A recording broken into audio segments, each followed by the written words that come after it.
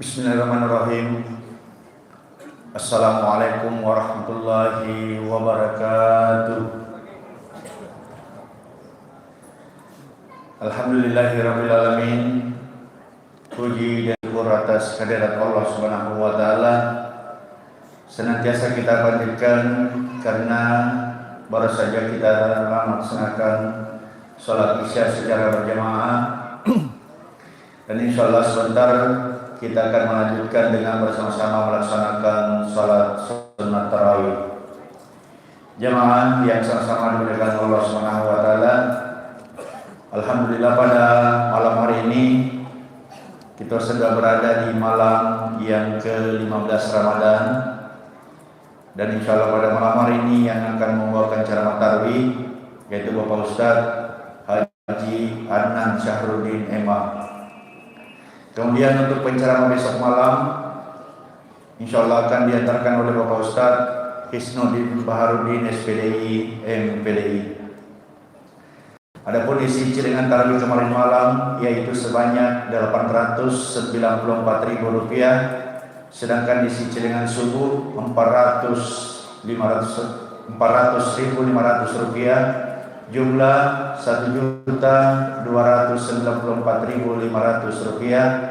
Jumlah keseluruhan isi ciringan tarawih dan subuh dari mulai malam pertama Ramadan sampai dengan kemarin malam yaitu sebanyak Rp20.523.500. Kemudian kami sampaikan jadwal imsak atau menahan untuk besok jatuh pada pukul 4.43, waktu subuh pada pukul 4.53 dan waktu berbuka atau maghrib pada pukul 18.22.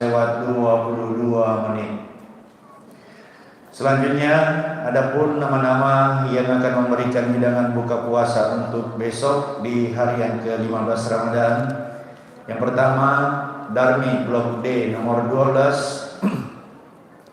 Kemudian Haji Sulaiman Blok D nomor 13, Muhammad Akbar Amir Blok D nomor 14, Dr. Andes Muhammad Arselan Blok D nomor 15, kemudian Adi Blok D nomor 16, Herlang Blok D nomor 17, Haja Nurlela Blok D nomor 19, dan yang terakhir Haja Nurma Blok D nomor 20. Itulah nama-nama yang akan memberikan hidangan buka puasa untuk besok di hari yang ke-15 Ramadan.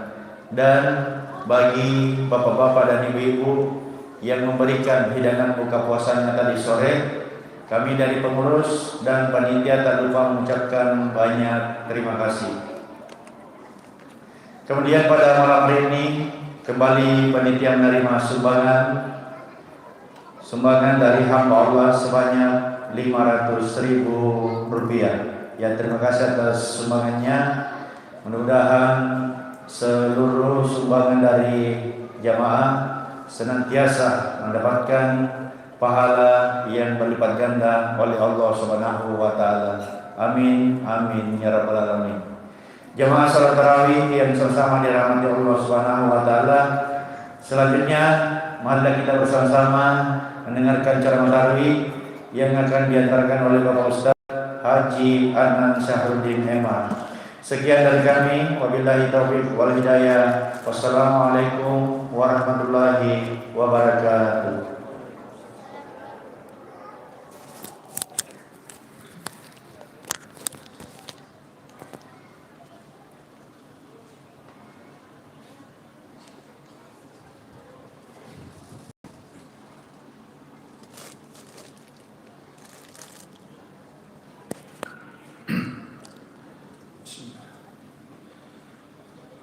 Assalamualaikum warahmatullahi wabarakatuh.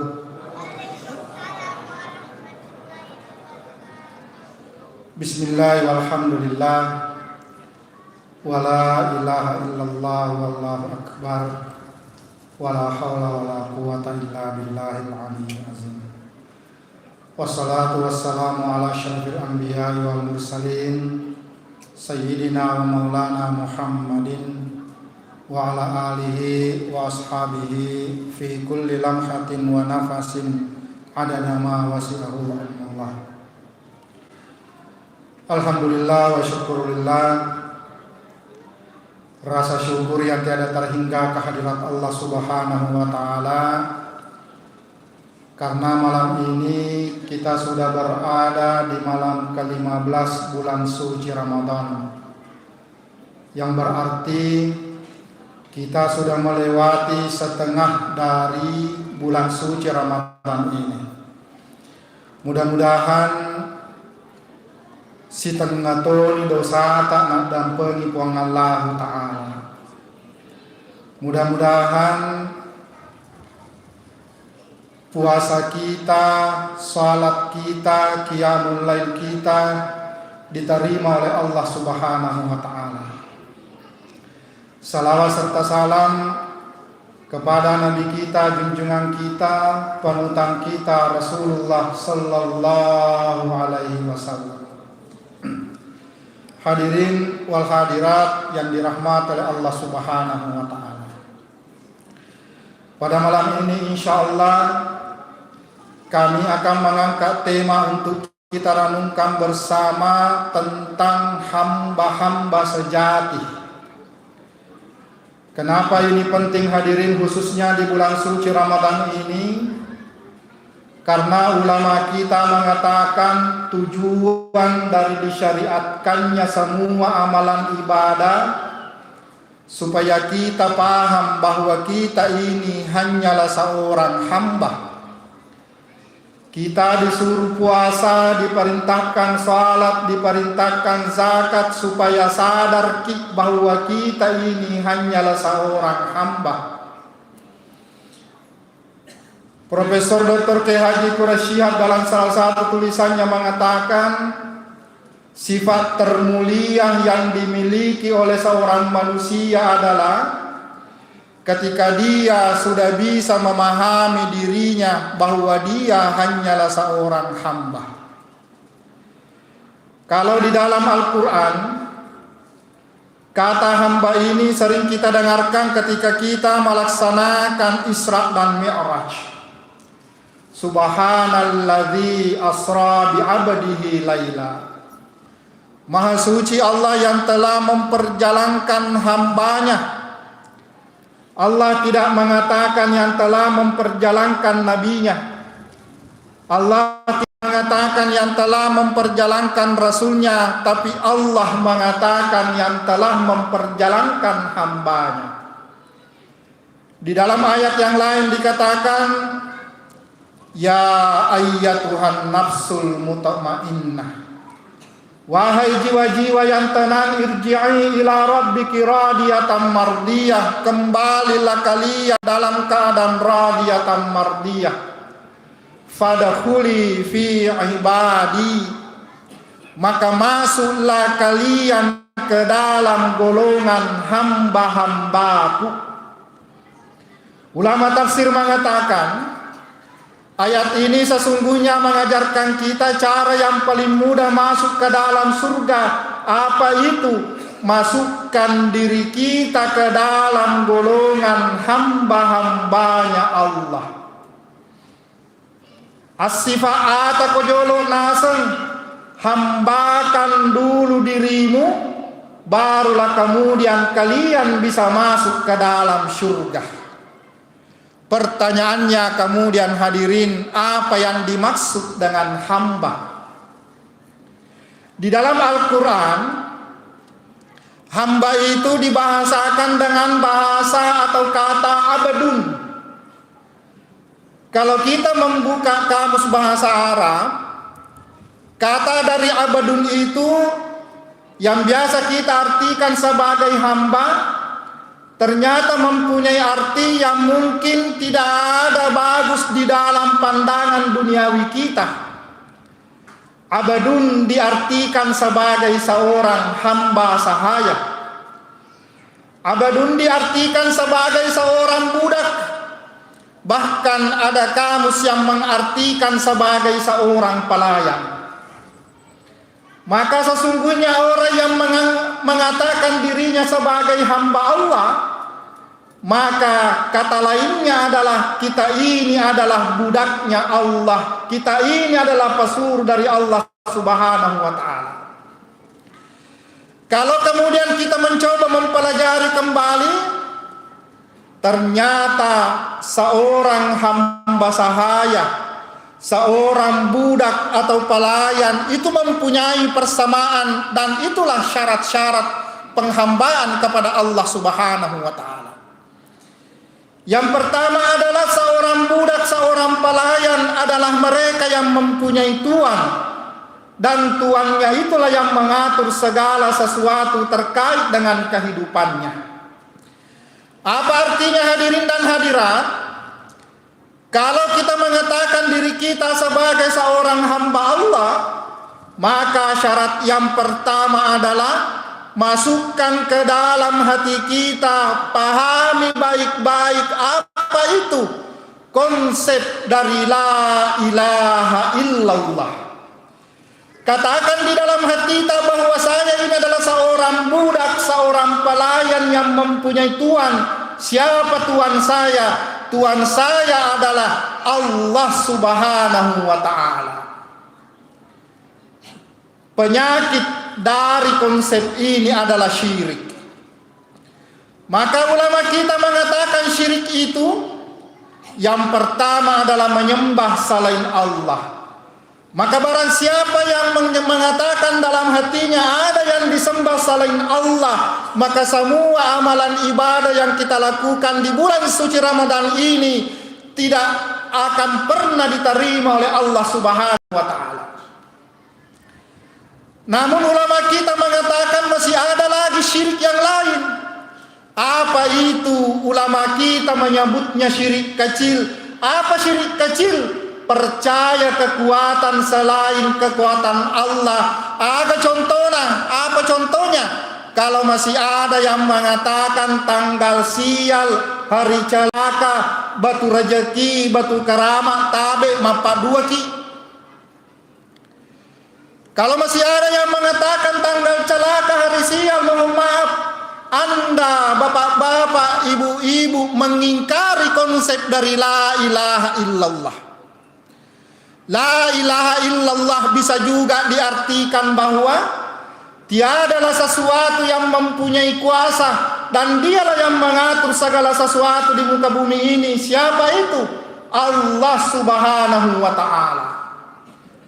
Daun awalnya hijau kemudian menjadi kerindang gugur karena kehendak Allah Subhanahu wa ta'ala. Saya berdiri di depan tak karena kehendak Allah Subhanahu wa ta'ala. Maka apabila masih ada yang mengatakan kenapa ki keluar hari Selasa, sudah ki ku kasih tahu hari Selasa itu hari sial, tak berakam maki mapa dua itu. Karena segala sesuatu yang terjadi di atas muka bumi ini tidak disebabkan oleh makhluk, tidak disebabkan oleh hari, oleh tanggal, tidak disebabkan oleh batu-batu, akan tetapi semua karena Allah Subhanahu wa ta'ala. Yang ketiga masih ada yang disebut dengan syirik yang paling kecil. Apa itu? Rasulullah satu waktu pernah bersabda, inna akhwafa ma ahafu alaikum asyirkul asbar. Apa yang paling kutakuti nanti menjangkiti kalian umatku adalah ketika kalian terjebak pada paratai syirik yang paling kecil. Ulama kita mengatakan saking kecilnya ini penyakit syirik terkadang disebut dengan syirkus sarair, tersembunyi bahkan kita tidak menyadarinya. Apa itu? Ar-riya'u, penyakit mau dibilang. Di dalam agama kita ada satu kaidah bahwa amalan ibadah pasti tertolak ketika ada syarat dan rukunnya yang kita langgar. Tapi yang kedua ini Tom yang harus kita perbaiki. Apa itu? Amalan ibadah meskipun sah pelaksanaannya menurut hukum fikih kita, tapi niatnya bukan karena Allah Subhanahu wa ta'ala, maka tidak mendapatkan pahala apa-apa di sisi Allah Subhanahu wa ta'ala. Apa contohnya? Salat. Fawailul lil musallin, celakalah mereka yang salat meskipun belum azan orang masuk ke masjid, bagus pakaiannya, bersih pakaiannya. Kenapa disebut celaka? Alladzina hum yuraun, karena mereka mau dibilang paling rajin salat. Puasa, kam min shaimin laisa lahu min siyamihi illal ju'al atash. Ada banyak di antara mereka yang berpuasa degaga naruntuk, tidak mendapatkan pahala apa-apa kecuali apa? Lapar dan haus. Kenapa? Lagi-lagi niatnya bukan karena Allah Subhanahu wa ta'ala. Makanya ulama Nabi kita sudah mengingatkan kita, jaddidu imanakum sa'atan fa'ah. Perbaharuilah iman kalian dari waktu ke waktu. Sucikanlah hati kalian dari waktu ke waktu. Bersihkan kalbu kalian dari waktu ke waktu. Dari apa? Dari penyakit-penyakit hati. Dengan cara apa? Aktsiru min qauli, perbanyaklah mengucapkan zikir la ilaha illallah. Konsep penghambaan yang kedua adalah seorang budak pelayan adalah mereka yang tidak mempunyai apa-apa. Apa yang mereka miliki itu adalah pemberian dari tuannya. Apa artinya hadirin kalau kita mengatakan diri kita ini adalah hamba Allah, maka masukkan di dalam hati tak prinsip apa itu? Tidak ada yang saya miliki kecuali pemberian Allah Subhanahu wa ta'ala. Kalau kita memiliki sesuatu, berarti kita mempunyai kuasa terhadap sesuatu itu. Sekarang coba kita lihat apa yang kita miliki ini. Kita tidak usah berbicara tentang yang di luar tubuh kita. Yang di tubuh kita dulu ini rambut. Kalau rambut ini adalah milik kita, maka kita akan mengatakan rambut jangan ki panjang, jangan ki putih, capek ka potong ki. Tapi apa yang terjadi? 1 bulan kemudian panjang tonji, 1 bulan kemudian putih tonji. Kenapa? Karena memang bukan milik kita. Apalagi yang ada di luar tubuh kita. Harta, jabatan bukan milik kita. Kalau Allah mau semua yang kita tumpuk-tumpuk bertahun-tahun, cukup dengan air, cukup dengan api, bisa habis apa yang kita usahakan selama ini. Kenapa? Karena memang bukan milik kita.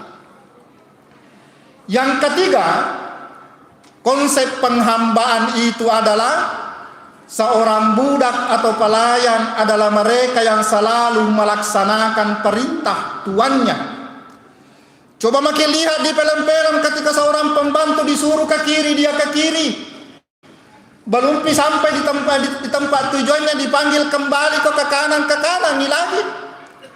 Disuruh kerjakan yang satu, belum selesai bilang kerja lagi, itu nak kerja. Dan tidak pernah mereka menolak. Kenapa? Karena dia tahu tugas saya adalah mengikuti semua perintah dan larangan Tuhan saya. Apa artinya hadirin kalau kita anggap diri kita sebagai seorang hamba Allah? Mari kita lihat sekarang bagaimana kita melaksanakan dan menjauhi perintah-perintah dan larangan-larangan Allah Subhanahu wa ta'ala. Jangan makin bertanya kenapa kita diwajibkan puasa. Jangan kita bertanya kenapa kita diperintahkan salat. Jangan kita bertanya kenapa kita disuruh keluarkan zakat. Kalau itu perintah dari Tuhan kita, tugas kita hanya melaksanakan saja. Jangan makin cari-cari alasan untuk melakukan dosa. Jangan kita cari-cari alasan untuk menunda-nunda perintah Allah. Ingat ki, seorang tuan pasti tidak suka kalau orang yang disuruhnya itu menunda-nunda pekerjaannya. Seorang tuan tidak akan pernah suka kalau ada budaknya, pelayannya, pembantunya yang bermalas-malasan. Maka jangan sampai Tuhan kita marah. Siapa Tuhan kita? Allah Subhanahu wa ta'ala marah kepada kita gara-gara apa? Karena kita suka menunda-nunda dan mencari-cari alasan di dalam melaksanakan dan menjauhi perintah Allah Subhanahu wa ta'ala. Hadirin yang dirahmati oleh Allah Subhanahu wa taala. Di malam ini saya kira adalah waktu yang sangat tepat untuk melihat ke dalam hati kita tentang bagaimana penghambaan kita kepada Allah Subhanahu wa taala. Hati baik-baik, tidak akan mungkin kita kembali ke sisi Allah di surga yang diridai kalau kita tidak menjadi seorang hamba-hamba Allah. Bagaimana itu hamba Allah? Pahami baik-baik tentang konsep la ilaha illallah. Pahami juga baik-baik bahwa apa yang kita miliki itu bukan milik tak. Kalau datang tiba saatnya Allah meminta, jangan kiseke karena memang bukan milik tak. Pahami juga baik-baik bagaimana kita melaksanakan dan menjauhi larangan dari Tuhan kita dengan satu prinsip, jangankan ditinggalkan, jangankan menolak, ditunda saja melaksanakannya. Bisa saja Tuhan kita akan marah kepada kita. Sekian yang kami sampaikan pada kesempatan ini. Lebih dan kurangnya mohon dimaafkan. Wabillahi taufiq was sa'adah. Wassalamualaikum warahmatullahi wabarakatuh.